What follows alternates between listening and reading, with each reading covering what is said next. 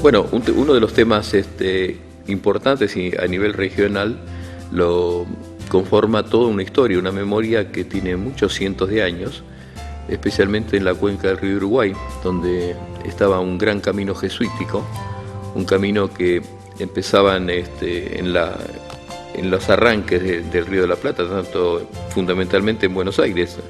donde estaba la Procuraduría,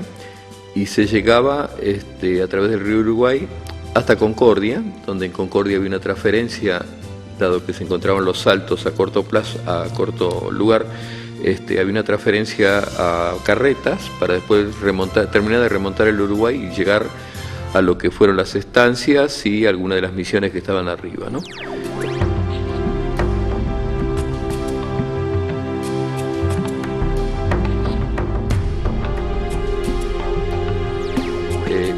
Toda esta zona tuvo una gran influencia jesuítica fundamentalmente, tanto de un lado, el lado que hoy corresponde a Entre Ríos y Corrientes, como en la vertiente de la banda oriental, ¿no? Donde también se encuentran algunas simetrías con las construcciones de este lado. Todo esto, bueno, pasado la expulsión de los jesuitas en 1767, queda como un gran vacío que es lleno a poco andar con la gente que estaba en la otra banda, que eran los españoles y criollos, pero que correspondían a lo que antiguamente habían sido algunas encomiendas y las grandes estancias.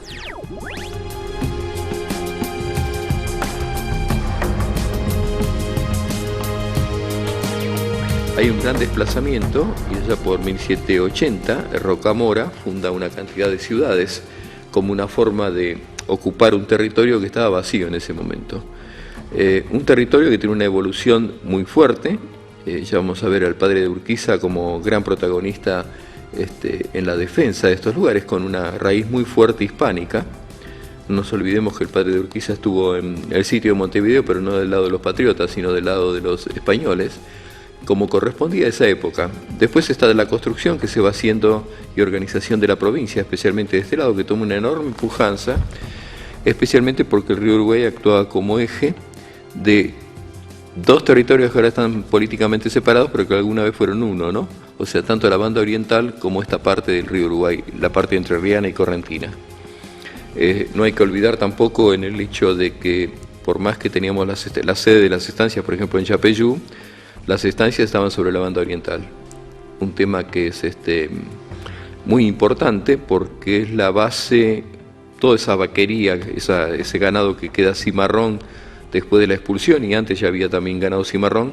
de los jesuitas, es ocupado de alguna forma apropiado en dos vertientes, una bajando desde Río Grande, que se colonizan todos esos territorios, y otro subiendo desde Montevideo. Toda esa zona empieza a tomar una enorme actividad,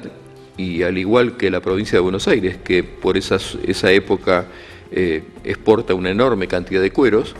hay un punto allá a fines del siglo XVIII que Montevideo también exporta casi la misma cantidad,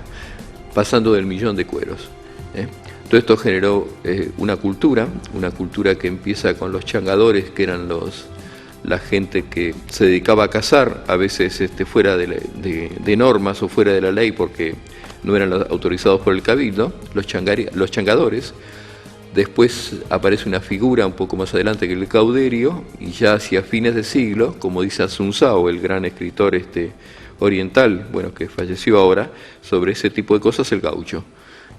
que es un hombre libre, un campesino sin tierra,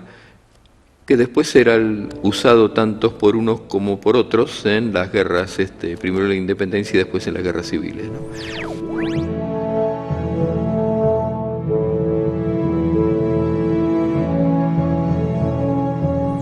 En esta parte de lo que sería ahora Entre Ríos, en la parte de la cuenca del río Uruguay, se van consolidando estancias, se consolidan una cantidad de ciudades, pequeños pueblos que llegan a ciudades pero que tienen cabildo, y hacia mediados ya por los años 40, 30 y pico, 40, ya cuando Urquiza es gobernador, todo esto toma una dimensión diferente porque se habían acabado, pero no del todo, una cantidad de guerras, las guerras civiles, un elemento que fue trágico para el litoral porque de tener una riqueza ganadera importante, arrasada por las guerras civiles, termina quedándose atrás, en defecto de Buenos Aires, que en la paz que tuvo pudo hacer un gran desarrollo de sus establecimientos rurales. Bueno, Urquiza hace una de las construcciones más importantes acá, o mejor dicho, de las organizaciones, que fue Santa Cándida, el saladero, un saladero que ya en 1852, por su muelle se exportaron 2.000 libras de carne envasadas en envases de hojalata, que eran una novedad total en su época, ¿no? El saladero en general es una estructura muy moderna desde el punto de vista de la producción, donde hay división del trabajo como se hace en las fábricas.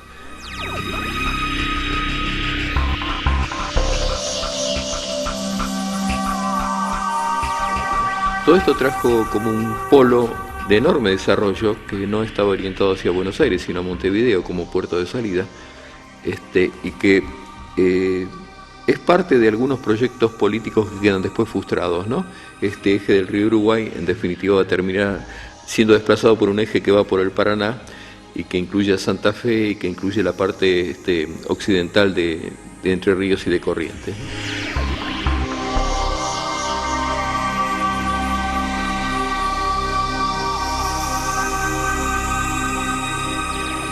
Después tenemos un gran referente, que es el Palacio San José, quizás uno de los establecimientos más fuertes para contar una historia que abarca más de una generación en lo que es la organización del territorio y por extensión del territorio nacional, ¿no? Urquiza tenía una mentalidad que combinaba dos épocas. Por un lado era una persona ilustrada que pudo combinar el aporte de mucha gente. Él, sin haber viajado, tenía citaba el apoyo de muchísima gente, técnicos, profesionales, artistas, que permitieron generar casi un polo de desarrollo en la región, especialmente en lo que fue el Palacio, que irradió posibilidades a todo el resto. Concepción del Uruguay va construyendo de la mano de Urquiza, alguna vez fue capital de Entre Ríos, hasta que fue desplazada por Paraná, el triunfo del otro eje, y tiene sus instituciones. Quizás la institución que yo reconozco como más importante es el Colegio de Concepción. El Colegio de Concepción fue uno de los 3 colegios que tuvo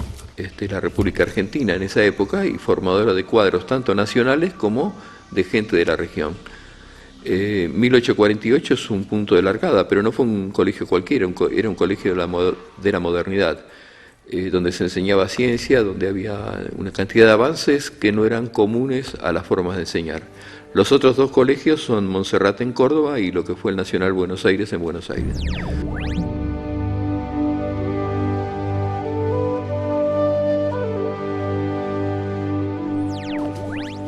Además del colegio hay un tema que tiene mucho que ver con la Constitución del 53, donde se declaran o se abren 4 aduanas, cuando de alguna forma se hace una apertura y una nueva posibilidad de equilibrio en la economía nacional, al sacarle la exclusividad a la aduana de Buenos Aires, cuando se hace la aduana de Santa Fe, la de Paraná y la de Concepción. Eso significa todo un criterio de bien federal, de distribución de algo que en algún momento en nombre de lo federal se había manejado en forma unitaria, que fueron los recursos que surgían de la aduana, que eran los principales recursos que tenía lo que podría ser una organización nacional. Urquiza construye después, 1848, también empieza la construcción de lo que será el Palacio, empieza con un criterio, inclusive con un arquitecto, y no con un arquitecto, sí, creo que es arquitecto, y al poco tiempo, cuando se produce la batalla de Caseros, 1852, él cambia de arquitecto después. Y ya construyen un palacio que tiene un sentido de respuesta de un palacio para un estadista. La estructura del palacio tiene una cantidad de recorridos, de elementos y de una escena que era con lo que se impresionaba a la gente, que Sarmiento fue uno de ellos, todos los que han venido, inclusive los personajes o representantes diplomáticos norteamericanos y europeos, cada uno de ellos fue impresionado porque eso ya es una escena preparada, eso es de una enorme visión en cuanto a la a la necesidad de que el entorno esté apoyando o esté refrendando las ideas y sean escena de un personaje. Ahora, no hace mucho han recompuesto un acceso desde el frente, cosa que en el Palacio estaba al revés, porque se accedía por la parte de servicio. No es posible mover todo, pero por lo menos en algunas ocasiones se hace una visita de noche que recompone lo que sería el acceso que tenían los personajes, no la gente del común que entraba por el costado donde estaba donde está la pulpería y donde estaban toda una cantidad de servicios que había donde estaba la playa de estacionamiento. El verdadero sentido del palacio es ese. Es el palacio de un estadista donde donde se hacía toda una presentación, donde se mostraba a través de las especies y de la arquitectura una modernidad que no nos hacía quedar en desmedro de otros palacios en otros lugares. Hay un tema muy interesante, que es el criterio utilitario y productivo que tiene Urquiza cuando hace plantar 15.000 árboles. 15.000 árboles para la producción de frutas. Eso es un sentido muy avanzado en su época, donde las cosas no tenían esa dimensión. Hoy día todo eso ha quedado un poco borrado, lo que se muestra más es el jardín francés y el jardín exótico, pero eso era lo de menos en el resto en el conjunto. Ese estanque que se construyó allá al fondo, que hubo que hacerlo bastante a pala por más que había una depresión, y llenarlo a malacate, es también un elemento impresionable para todo el que viniera, y más cuando comparamos qué había en Argentina en esa época, que no había casi nada. Ese sistema de agua corriente es una avanzada. Buenos Aires recién nos empieza a colocar 2 años después. Yo creo que todo estaba mostrando una modernidad que es la que se quería para el país, es la misma modernidad, la misma expresión que encontramos en el Colegio Nacional, es la misma actitud que se encuentra en la administración, en las propuestas de fundación de colonias, en esa propuesta de, no sé si utópica, pero de traer 150.000 colonos en un momento, que hubiera sido una revolución, que, bueno, la muerte de Urquiza lo frustra. Y yo creo que no se puede explicar Urquiza si no se explica San José, no se explican las colonias, ¿no?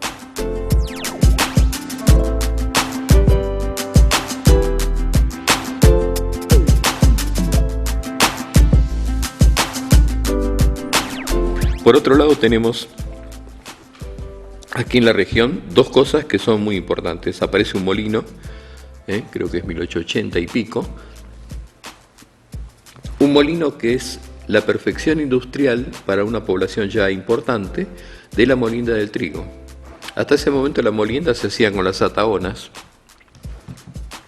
movidas por caballos, que era un sistema bastante primitivo. El molino es muy similar a un molino que tenemos en el Museo de Luján y que se había construido en 1840, lo construyó un francés. Fíjense ustedes la relación que tiene, ¿no? O sea, acá lo construye un suizo, allí un francés, con toda una tradición de los molinos de viento. Pese a que en la región, no conozco exactamente aquí, pero sí les podría decir en lo que es el Río de la Plata, en lo que ahora es Buenos Aires, ya hubo molinos de viento desde 1620. Inclusive frente a lo que ahora es el Congreso Nacional hay una confitería que se llama El Molino. Frente a ese lugar había un molino de viento. Los molinos de viento y las ataonas desaparecen con 2 cosas. Primero, el ferrocarril, que permite concentrar la producción de harinas en sistemas más eficaces y más de una escala superior. Y después los sistemas de molienda con la máquina a vapor y los rodillos, no las muelas de piedra como se hace en el molino Forclaz, sino los rodillos de fundición, que permiten una harina mucho más pura, o sea, podemos llegar a una harina 4 ceros, mientras que con esto de las piedras de las muelas, la harina era bastante más rústica y muchas veces se parecía al afrecho. Después, ustedes acá en la región tienen algunos molinos. Hay un molino aquí cerca, que creo que es un balneario, un lugar que se llama El Molino, que tiene un edificio de unos 5 pisos. Esos se hacían en altura porque se cargaban con unas pastecas, arriba se subía el trigo, y la molienda, y todo el proceso se hacía por gravitación.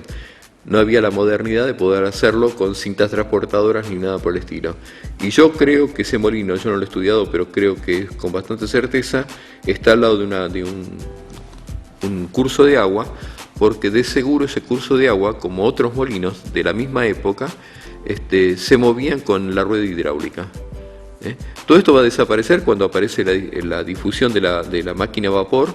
y cuando aparece la distribución, que en aquella época el elemento, bueno, ustedes tienen el río, pero en aquella época era el ferrocarril, ¿no? Y esto es un poco una historia de un lugar que ustedes tienen con mucha fuerza,